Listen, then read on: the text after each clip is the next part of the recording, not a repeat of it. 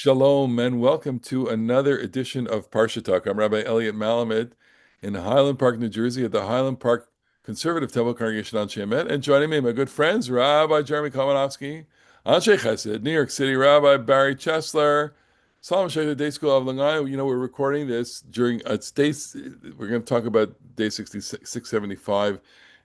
But why don't we start with that? It's 675. It's our sphera, to use that metaphor, the way we count days of the hostages' captivity, the days of the war, praying that the war can find some kind of end, knowing that that end is not in sight right now. And that is so painful, painful to watch, painful to experience. So we share in the solidarity of the entire Klal Yisrael with this agony, this continued agony, knowing that Torah in these weeks of comfort brings us comfort, but there's no comfort for those families, and we share with them, and share with those in Israel also praying for the end to the war and the end to the this catastrophe and the beginning of healing.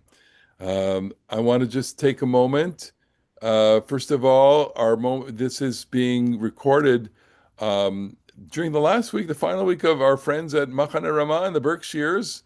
They won't have this Shabbat at the Berkshires, but maybe this will get played on Kol Ramah 102.3 FM, and we will be able to say goodbye to them and hope that they have a good balance of the summer. We've enjoyed, doing these broadcasts at camp, and thank Mitch Mernick and all the staff at Kol Ramah for being so loyal to us over the course of the years. Just, I have to stop for a second. I'm sorry. Apologize for that. So we're saying thank you to Ramah, always hosting us, being gracious to us. Mitch Mernick, the staff at Kol Ramah, and everybody who's there. Shout out to Rabbi Eitan Kenter for leading Ramah.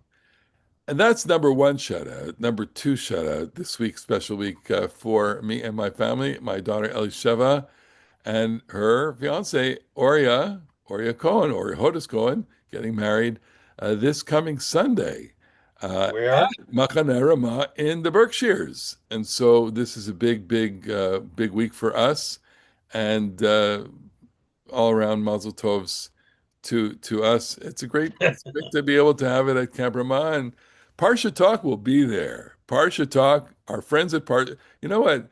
I don't think this is going to happen, but No, it's not going to happen and it should not happen, but it would be fun. it would be fun. I'm thinking, one of my ideas for our Parsha Talk community is we should do a Parsha Talk retreat at Machane Ramah in the Berkshires, and all of our 10 listeners and viewers should come up for a Shabbaton with the three of us. At any rate, Parshat Ekev is our Parsha this Shabbat. Um, and I want to propose that the theme of our conversation be, this is a Parsha focused not so much on doing, on mitzvot that are due. We'll have parshiot that deal with doing.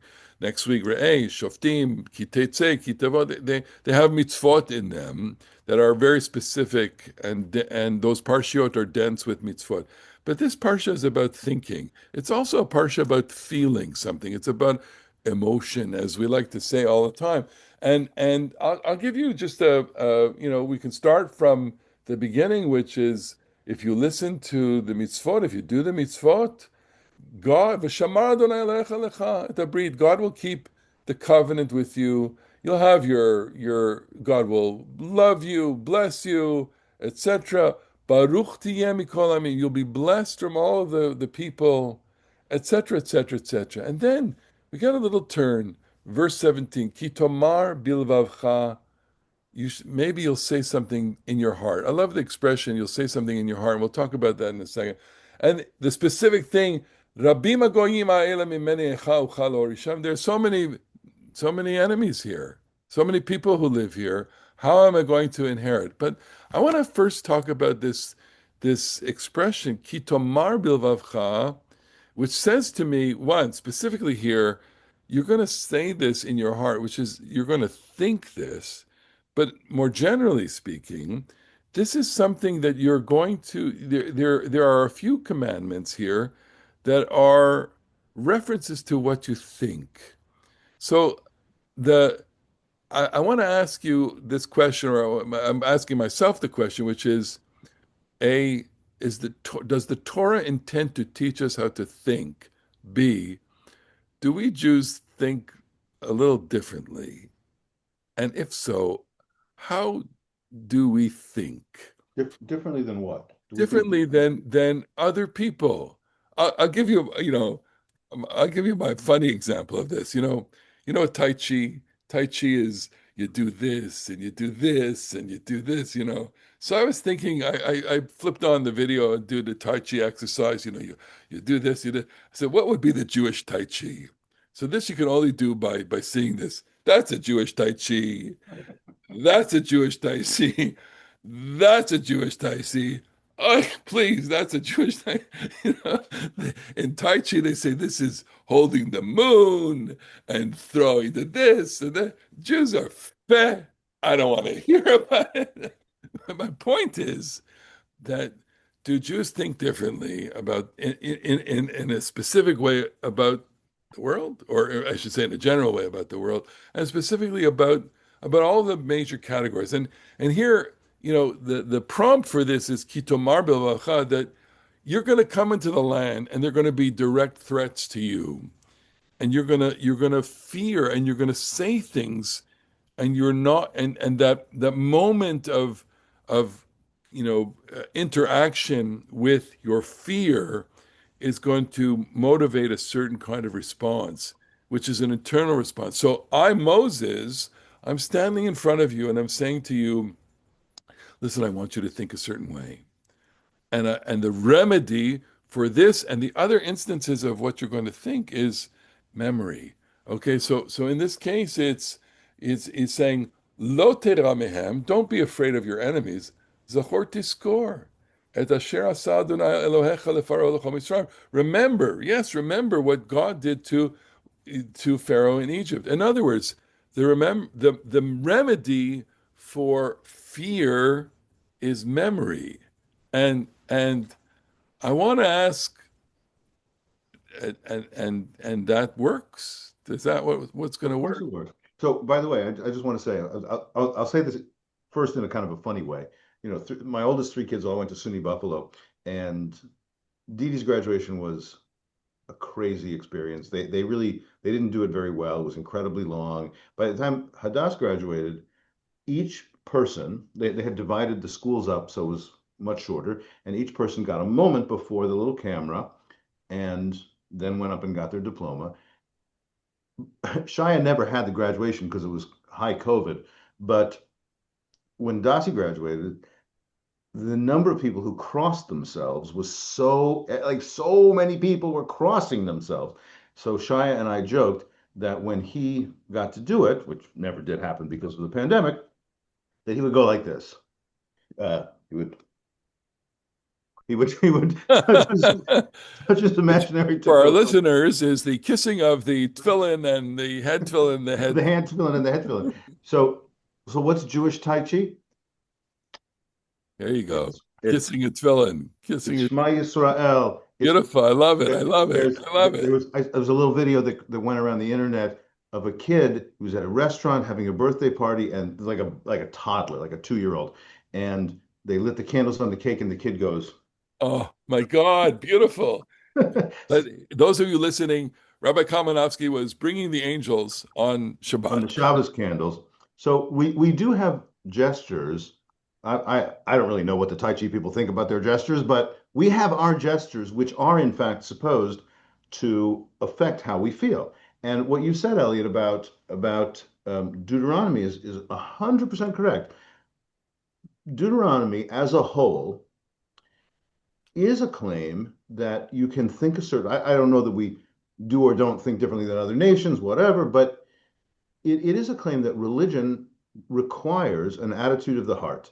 I'll just say a couple of, famous verses that we know. Which was from last week's parsha, Vahashevota elevavecha. You seal it upon your heart. Take it back. Take it to heart.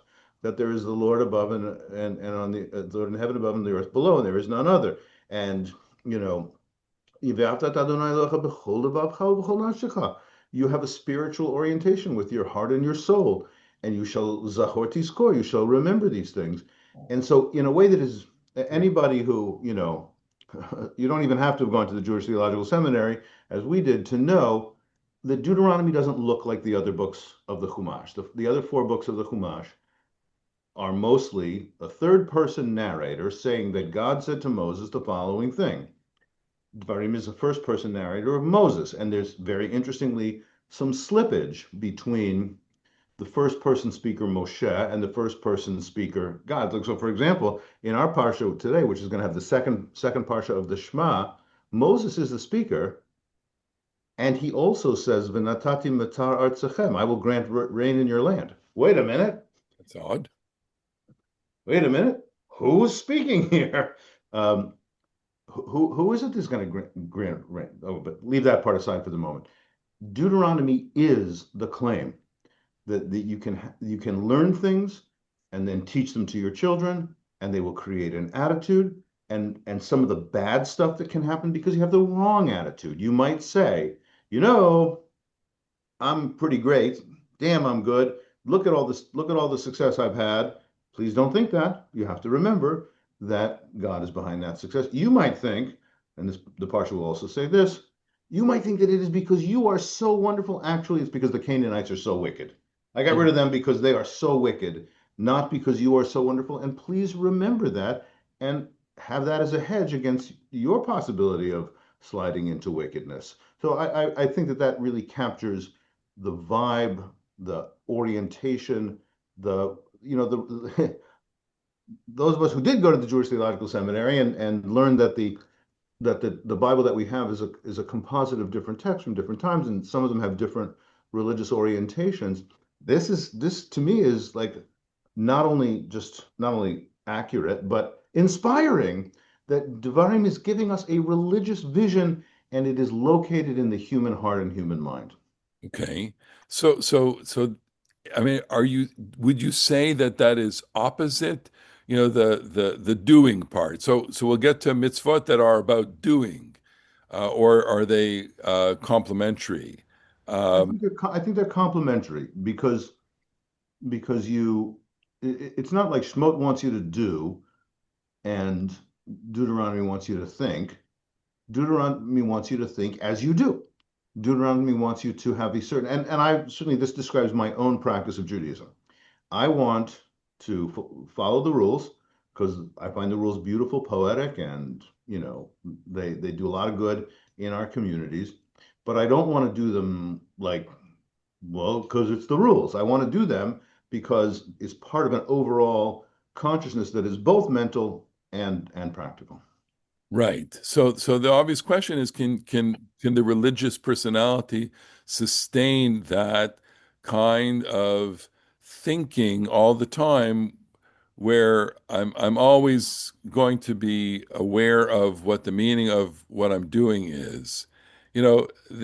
Because if you say that, you're going to say, well, I don't feel like it today. I don't feel like putting on my tefillin today. I don't feel like davening today. You just have to go through the motions. No, I'm saying so, religion is designed for the full personality, and the full personality, if it's anything like the three of us, it's going to be fluid in the sense that, some days we are at the top of our game, and some days we're not. Some days we're fully aware, and some days we're not. And that's a human being. It's a religious chauvinism to say that this is what we are striving for. We're striving to be always this way. No, we're striving to be full human beings, understand that our souls can be touched at different points in our lives in different ways, and that here in this parsha. So what I'm saying is, this parsha touches my soul in terms of saying, I want you to, I want you, Elliot Malamet, Parasha Ekev, Elliot Malamet, Tishmu, I want you to hear this, and I want you to think a certain way. I want you to to structure your life in such a way that that it contains these thoughts, and it's these thoughts are, God. God is part of your thoughts, and you need reminders for that. But God is part of that, and I'm thinking like even and here I'll try and pitch this question to Barry, to you, which is there an American way of thinking? Is there an American, you know, is there something that you would characterize as a uniquely American way of thinking? If I'm going to say the proposition that Deuteronomy is saying is the Jewish way of thinking is that there's God, God is one, and God is what you need to be loyal to. I mean, just for the sake of contrast, is there an American idea that is part of the way that an American thinks? Are you saying American because we all work in the American Jewish community, or are you making, as you have in the past, a Canadian American No, I'm distinction? not making. I could talk about that, but I'm thinking like it strikes me that every culture has its modality of thinking, has its certain story or has its certain line, right? I don't want to say, that America thinks of itself as the greatest country in the world, and therefore that controls everything. But there's an American idea, which is if you strive for something and work at it, that's the American dream, you can achieve it. And that it's not surprising how powerful that idea is in terms of motivating certain behavior, right? If you want, if you can, if you're able, you have the opportunity, you can do it as long as you put the work to it. That's an American thought. Um, and a Jewish thought is, God.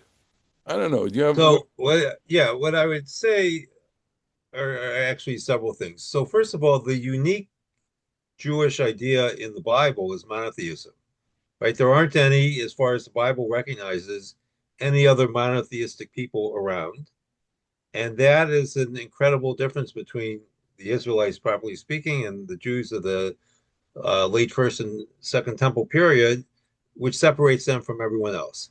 To address the contemporary question about a uniquely American point of view, I think our problem is that we are in America right now. It's easier to see the view of another country when you're outside of that country. It's much more difficult to see it when you're in the country because there's a certain vastness and the different ideas don't separate themselves out in a way that makes for meaningful generalization. I'm not sure I would agree with that. I think Of there is course not. of course not. But there is a kind of liturgy that Americans say all the time, which is, you know, uh, it's not liturgy, but it's No, re no, but the point is that in this country, and more so in the last several years, and I remember from when I was younger, it's a much more fractious country. When you would go away from America and look at America, some of those divisions would not be quite as manifest, and you would be able to speak about an American point of view. I think if you ask most Americans, they could tell you, some of them at least, what a French thought is, or what an English thought is, or what an Italian thought is. Much more difficult to do it in France, Italy, or in whatever the third country was that I said, Yeah. um, England. So that I think is important, but I actually want to say something else. So the way that you set up this conversation is that Moses is telling the people how to think. And while I was listening to you describe this, what struck me is that there's a kind of wistfulness in these words of Moses and the verses. It's not that he's telling them what to think. Moses knows he's not going into the land with the people, and he's projecting how the people are going to see themselves when they're in the land. You're going to see yourselves as this when you really need to be thinking that. And it's wistful because it emphasizes to Moses that he's not going to be able to tell the people that when they're in the land.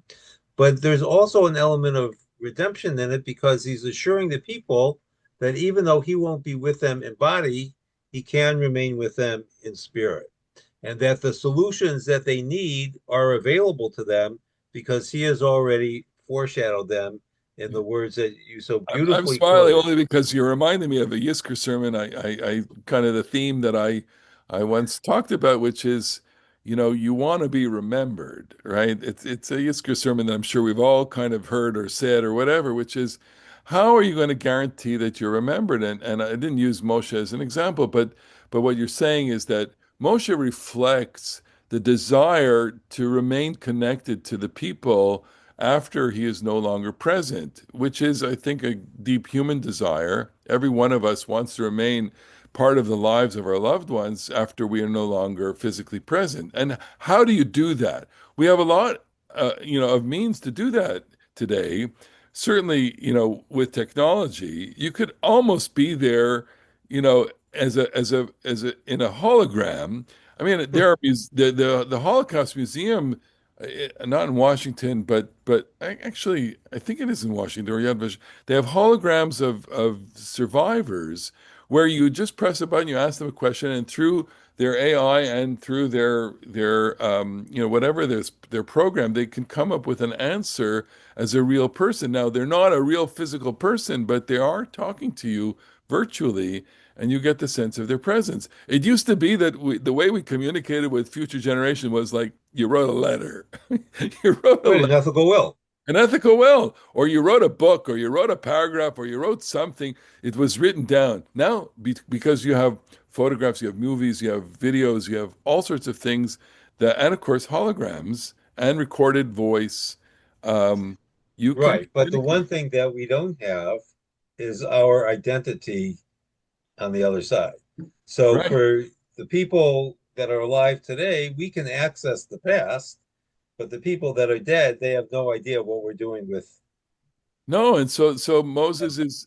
This is why the personality of Moses that emerges, I think, from the end of Devarim is he's just holding on. He wants to hold on as much as he can. I want to add one more point. Yeah, So the third idea that occurred to me while you were talking is that mitzvot tend to be events. They're things that we do. There's a difference between thinking and a thought. A thought is also an event, but thinking is a process. And what we have here is a kind of give and take and interchanges. I almost imagine Moses is on a set directing a play or a TV show, whatever, and he's telling the people, you're over here, you're going to be doing this, and someone else is going to be telling you to do that. And there's that also is a kind of a way to try and transcend our mortal lives because if we're part of a process, then we can continue in some way after we're gone. If we're just an event, ganug, that's it. yeah. You say this, and you gave us that you gave us that hologram, Vision. vision. So this is in its own way very, very essential to Devarim and Parshat Ekev because Moses says at one point in the Parsha, listen, I mean he's speaking to the generation that has been 40 years in the desert. The Bible has said that nobody over 20 survived. And Moses speaks to these people and says, you guys literally saw all the miracles. So maybe he's speaking to people who were very, very young and are now old, or maybe it's just a little bit of narrative sloppiness or something like that. But he says, you guys have seen this, and you're going to have to teach this to your children because they will not have themselves have seen it. Mhm. And obviously that is a consciousness of Judaism that's really deep for us. We do have to remember stories that didn't happen to us personally, but we take them into our hearts and they become our stories.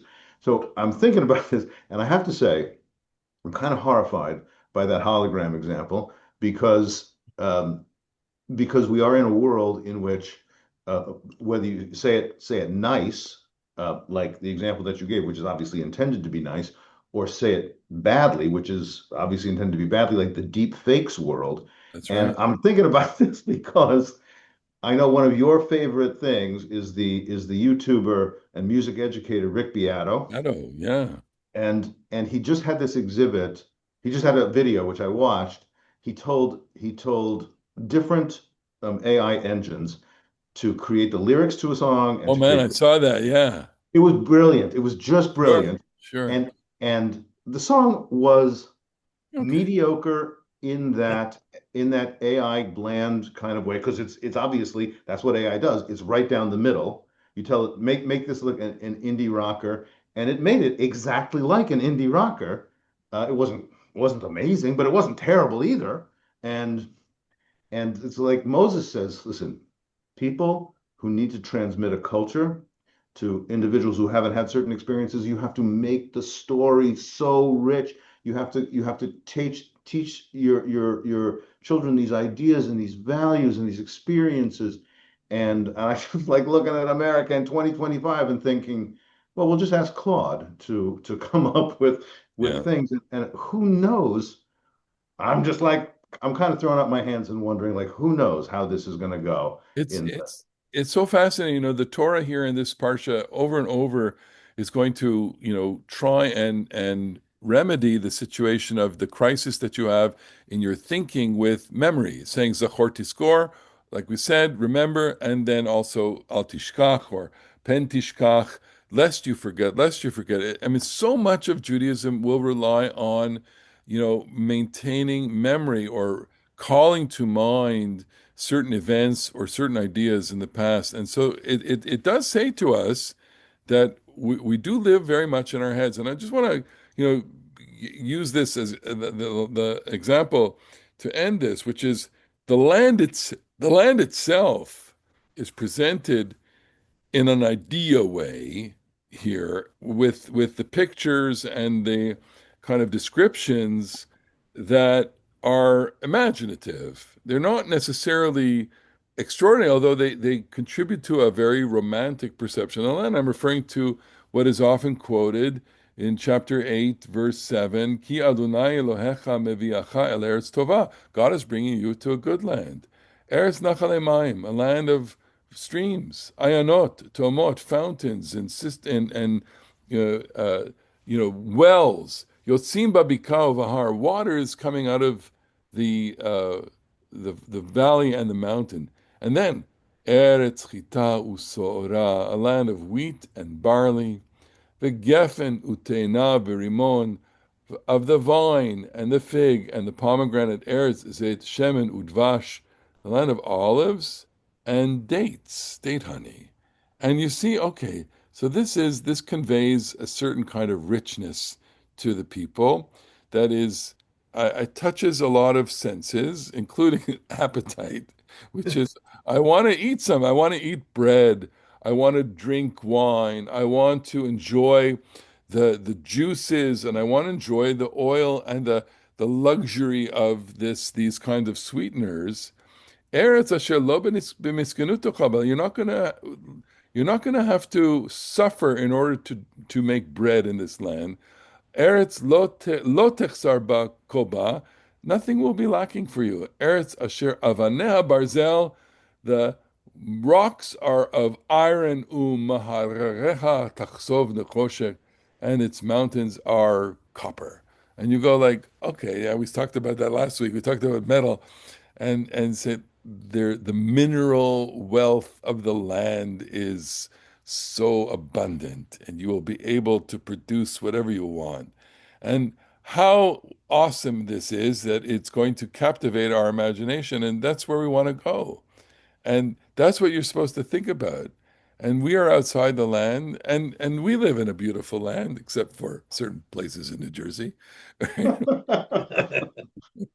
Yeah, no offense. Sorry. No, there were plenty of beautiful places in the Garden There are State. plenty of places. It's There's right. some ugly places too, but it's the Okay. No, Garden I State. wouldn't want. There's a certain stretch of the turnpike we could just give back. Okay. You know. No one would take it. Oh, that's right. Yeah, right. The one of the main things in this parasha, and this is we've been talking about it on the intellectual spiritual plane, and that's true. But the verse that you just quoted also relates to the human divine partnership in practical stuff. So Eretz Asher Avaneha Barzel, its stones are iron, Ume Harareha Tachsov Nechoshet, and from its mountains you may mine Beautiful. copper. Yeah. You know what that means? That human beings have to be partners. Yeah. Because copper in the mountains or the iron stones are not very helpful until people, as we talked about last week, uh, do the furnaces and refine them and turn them into something practical. the wonderful pasuk in Psalm 104, which every single Jew has has cited without necessarily perhaps thinking about it. Psalm 104 says, uh, um, uh, God created Esav la'avodat Adam lehotzi lechem min haaretz, that God created grass for human labor so that the human might bring forth bread from the earth. Hamotzi lechem min haaretz, we say it as if it means God brings forth bread. Actually, it means God gives raw materials so that humans may bring forth bread, turn it into bread.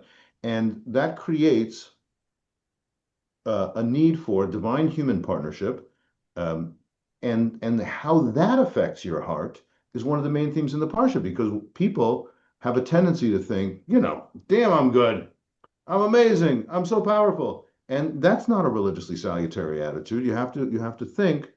Your attitude has to be educated to recognize what you can do, which is awesome, and to recognize the grace that you have from heaven, which is also awesome. Well, could you say then that the land is the land of the intense divine human partnership?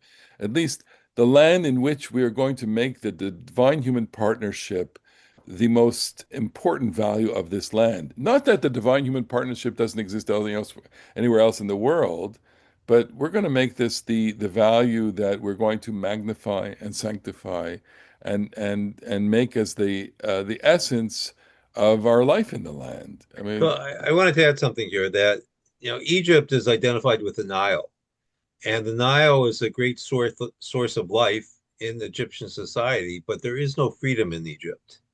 It's a state historically that was predicated on slave labor and oppression because the water source you had to go to, it did not come to you.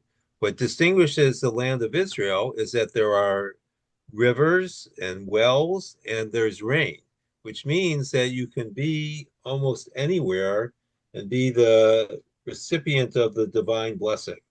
In yeah, but Egypt, you could only be the recipient of their divine blessing in the narrow strip of land along the Nile River. And what I think Deuteronomy speaks to is a certain element of freedom, which comes with its own risk and danger, because when you're dependent on rainwater, you're at the mercy, depending on your point of view, of either of God or the gods. And we know that the local religion in the land of Israel had a rain god. And in a sense, the second paragraph of the Shema suggests that our God is also a rain god because he promises the rain in return for mitzvot. And I think that, well, go ahead. no, I was going to say that the rain is seasonal, and because it's seasonal, the rhythms of the year, you know, train a person to think about scarcity and water is the scarceness of water, and kind of shapes a human religious personality to always be looking and yearning and wanting and having a certain amount of anxiety for that. And I think that rhythm is part of is built into our religious life. In a way that it wouldn't have been in Egypt or elsewhere. Certainly not today. We take for granted that you can turn a faucet and get water. Just live in a place where you can't, and see how you'll survive. Last word to you, Jeremy, and last word, Barry. Any last words of blessing? Yes, I Go ahead. sorry to jump in. I wanted to come back to something that Jeremy said about the Hamotzi Lachem and Haaretz as part of the divine human partnership. But what makes it a bracha is that we attribute that to God. And it is reminiscent of the blessing over wine as well, where we praise God as the creator of fruit of the vine. And both bread and wine are substances that require human beings to make. The Indeed. danger is that in making them, the human being might think that he or she is God and the responsible power rather than see it as part of, as Jeremy said, the divine human partnership. And Yeah. we can connect this perhaps with the verse of which became part of the second blessing of the Birkat Hamazon, the grace after meals, because the key word, it seems to me, is savata. You eat and you're satisfied. And when you're satisfied after you eat, you have a tendency to forget where your food came from. And that's why uberachta, you have to praise God. That's Very beautiful. nice. And Very I just add a teeny bit of humor. We fail to do that often, and so it's v'achalta v'savata ubarachta, and then you ran away. But Very good. there's another Well, verse. Since I got a last word, I'll just say another verse that I unrelated or only incidentally related to the topic that we've been having. There's a great pasuk where you got to destroy all the idols, destroy all the idols, destroy all the idols. And by the way, I know there's some pretty gold on the idol. Lo tachmod kesef v'zahav alehem v'lakachta lach pen tivakesh bo. There's the idol that you're going to destroy. You might destroy the idol, you might destroy the stone or the wood, and you're going to maybe say, well, what's the harm if I just take this pretty piece of gold ring that was on the idol? Not okay, because we need to anathematize not only the worship of the false god, even the sparkly stuff that is on the false god. You cannot bring that into your house. I think that is a subtle, psychological, and interesting um, uh, uh, comment on the human worshiper. I'm going to try to, the human worshiper is going to say, oh, I'm going to follow the mitzvah. Is there a way I can make money on this? well, we also would like to monetize our Parsha talk, I think, too. No, we would. We are doing this out of the joy of Torah and study together and the comfort that that gives, knowing that this is the second week of comfort of Torah, which we didn't talk about, but it's in the cycle of that. And we want to wish all the people that watch us and listen to us at Ramah or wherever you are. First of all, thank you so much for watching. We are so honored by that. We want to wish you a beautiful Shabbat during the Shabbat, and we look forward to seeing you on the next edition of Parsha Talk. Shabbat Shalom, everyone. Shabbat shalom.